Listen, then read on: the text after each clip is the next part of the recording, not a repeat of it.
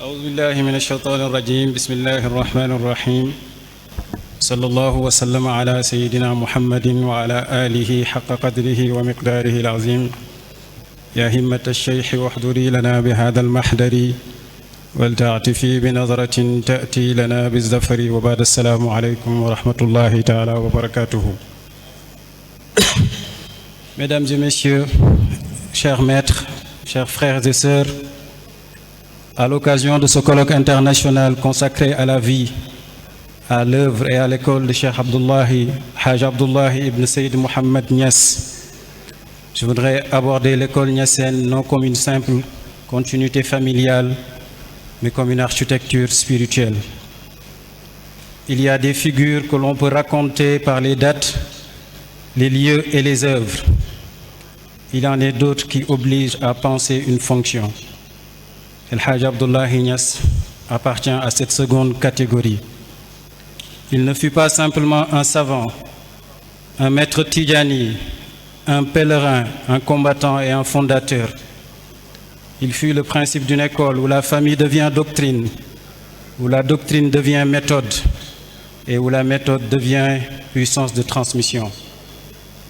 C'est dans cette perspective que j'entends le titre de cette communication. L'école niassène, rempart doctrinal et vecteur universel de la Tidjaniya. Ce titre ne juxtapose pas deux fonctions. Il décrit une tension féconde.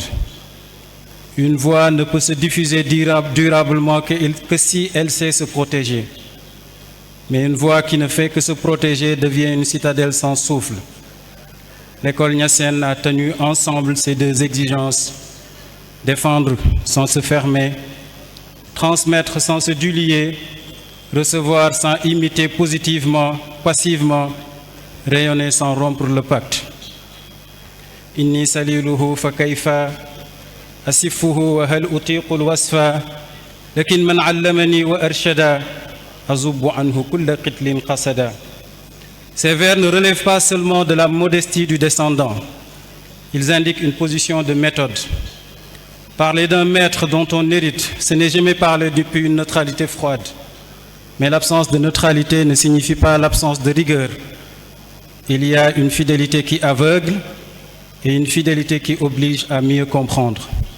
Ici, l'amour ne dispense pas de la preuve, il la réclame. Dans les sources arabes, Cheikh Abdullahi Niass radiallahu anhu est défini comme l'un des prédicateurs les plus significatifs du XIIIe et du XIVe siècle de la Hijra. Cette description est juste, mais elle demeure descriptive. El Haj Abdullahi Niass représente surtout un type d'autorité religieuse dont l'Afrique musulmane a souvent été le laboratoire. Une autorité qui ne sépare pas la science du pacte, la parole de l'autorisation, l'enseignement de l'initiation, le fiqh de la voie, le voyage de l'établissement, la mémoire de la production doctrinale.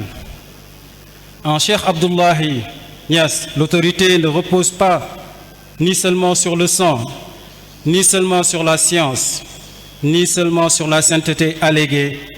Elle repose sur la convergence de plusieurs régimes de légitimité. فغربت شمس إذ تطلع شمس إذا ما مدى عصر يتابعه عصر. Sa naissance à Belli, dans le Djolof, le 3 Zul-Qa'da en 1264, correspondant au 2 octobre 1848, est rapportée comme coïncident avec la disparition de Sidi Baddi ibn Siddin radiallahu anhu. Cette image d'une présence qui se couche pendant qu'une autre se lève n'est pas seulement une élégance poétique. Elle exprime une théorie de la relève spirituelle. Une époque appelle un type d'homme, une crise appelle une forme de responsabilité. Une voix menacée appelle des gardiens capables de la qualifier. Son origine familiale importe donc moins comme une aristocratie de sang, comme milieu de science. Sa mère Khadija Cham appartient à une famille d'érudition. Son ascendance le rattache à des maîtres qui ont façonné le fiqh, la grammaire, l'enseignement et l'écriture dans nos anciennes écoles. L'école niassène ne naît pas d'une émotion religieuse spontanée, mais d'un terreau de savants, d'une longue discipline de la mémoire et du texte. آني به الحاج عبد الله والدنا بحر البحور تبيبي تارد السقم. Nommé Al-Hajj Abdullahi, océan des océans, et médecin sachant les mots, ce n'est pas seulement le magnifier, c'est indiquer qu'il intervient dans un moment où la voix a besoin de principes de guérison. Guérison des ruptures, des confusions, des affiliations instables, des paroles attribuées sans preuve et des prétentions sans mandat. Ces écrits attestent cette fonction fondatrice. Tanbihun Nasi, imprimé de son vivant en Algérie, Mufidul Anami, Mufidul Marami, Ad-Dalailul Muhkama wal Ajbiwa al-Mufhima, Mutahhirul Qulubi et d'autres textes encore. Ces œuvres ne sont pas des documents secondaires. Elles montrent un producteur de normes, un homme qui écrit pour qualifier, distinguer, corriger et défendre. Tanbihun Nasi ala saqawati naqidi bay'atil abil abbasi. La pièce centrale demeure Tanbihun Nasi, dont le titre annonce une véritable théologie du pacte. Ce texte déplace la bay'a du registre sentimental vers le registre normatif. La bay'a n'est pas un signe d'appartenance vague, elle est une obligation spirituelle. Elle engage une relation, une chaîne, une fidélité, une responsabilité. Dans une époque où les affiliations peuvent se multiplier au gré des charismes locaux, El-Hajj Abdullahi Niass rappelle que la voix ne se consomme pas comme une préférence, elle se reçoit comme un pacte. Nous touchons ici au cœur du rempart doctrinal niassène. Protéger la Tidjaniya, ce n'est pas seulement répondre aux adversaires extérieurs, c'est protéger la voix contre ses propres altérations, faux maîtres, disciples instables, autorités proclamées, paroles transmises sans vérification, émotions religieuses sans discipline, prétentions spirituelles sans ijaza. Toute tradition peut être détruite par ses ennemis. Elle peut aussi être défigurée par ceux qui parlent en son nom sans en porter les conditions. C'est pourquoi Al-Hajj Abdullahi comprend que le soufisme ne peut être pensé comme une simple ferveur. Il faut une juridicité de la voix. Distinguer le maître d'enseignement, Cheikh Ta'alim, le maître d'éducation, Cheikh Tarbiyati, et le maître d'élévation, Cheikh Tarqiyati. Savoir qui enseigne, qui autorise, qui guide et qui transmet. Une voix sans qualification devient circulation de prétention. Une voix sans pacte devient sociabilité religieuse. Une voix sans règles finit par perdre son centre.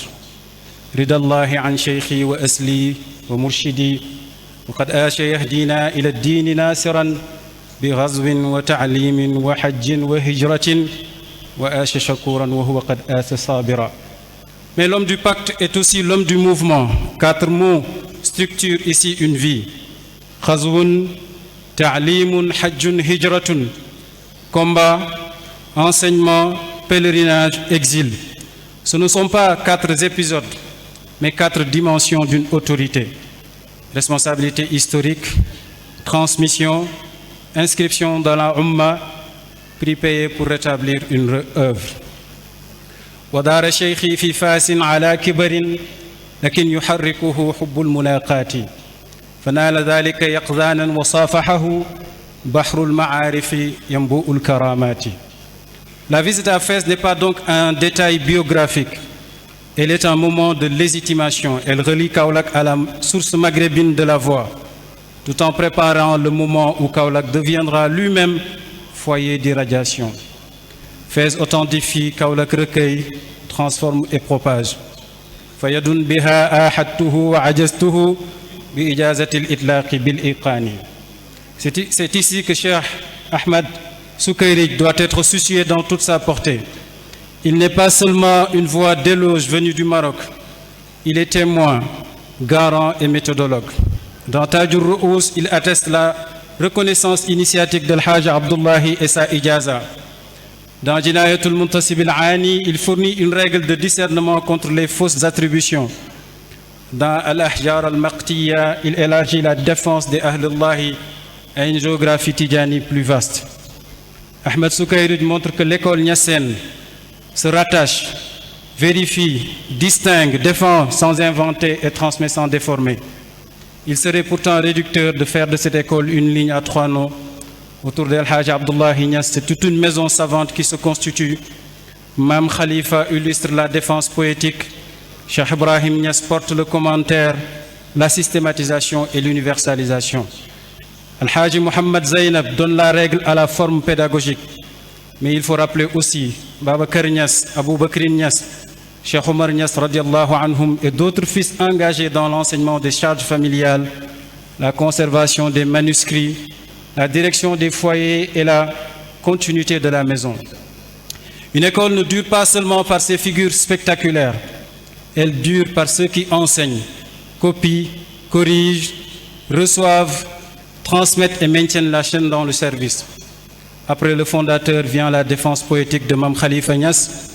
Face à Ibn Mayaba, il ne répond pas seulement à une attaque, il protège une grammaire complète de la sainteté, la khatmiya, les karamat, la dignité des awliya, la vision du prophète sallallahu alayhi wa sallam, la hiérarchie spirituelle et la place de Sidi Cheikh Ahmed al-Tijani radiyallahu anhu. قال الأبيد الكولخي محمد سليل عبد الله وهو يحمد جردت من قريحتي مهندا لأسقيه به كأس الردى. Et le poème devient ici sabre doctrinal. Il ne chante pas seulement la voix, il la protège. Dans l'Afrique musulmane savante, la poésie n'est pas un texte esthétique. Elle condense la preuve, fixe la riposte, mémorise la doctrine et transforme la langue arabe en souveraineté intellectuelle. Cheikh Ibrahim Niass accomplit ensuite le geste du commentaire. Dans Sharh al-Murhafat al-Qut'a, il reprend la riposte de Mam Khalifa et la déploie en doctrine.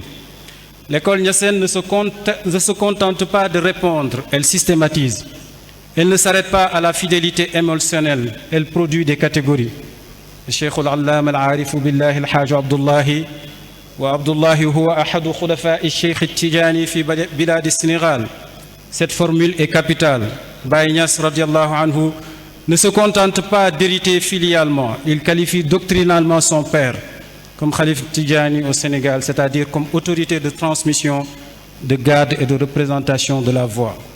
Tanbihul Azkiya'i fi kawni Cheikh Tidjani Khatimil Awliya'i. Avec Tanbihul Azkiya'i, Cheikh Ibrahim Niass porte la défense à un degré supérieur. Il inscrit la Khatmiya dans une métaphysique de la wilaya, dans la hiérarchie des degrés et dans la fonction fondamentale. On aurait pu conclure cette communication en rappelant des vers تلك آثارنا تدل علينا فانظروا بعدنا إلى الآثار. Ces traces ne sont pas des répliques, elles sont des arguments. Elles nous disent qu'une tradition ne survit pas par la nostalgie, mais par la capacité de se penser, de se défendre, de se transmettre et de continuer à produire du sens.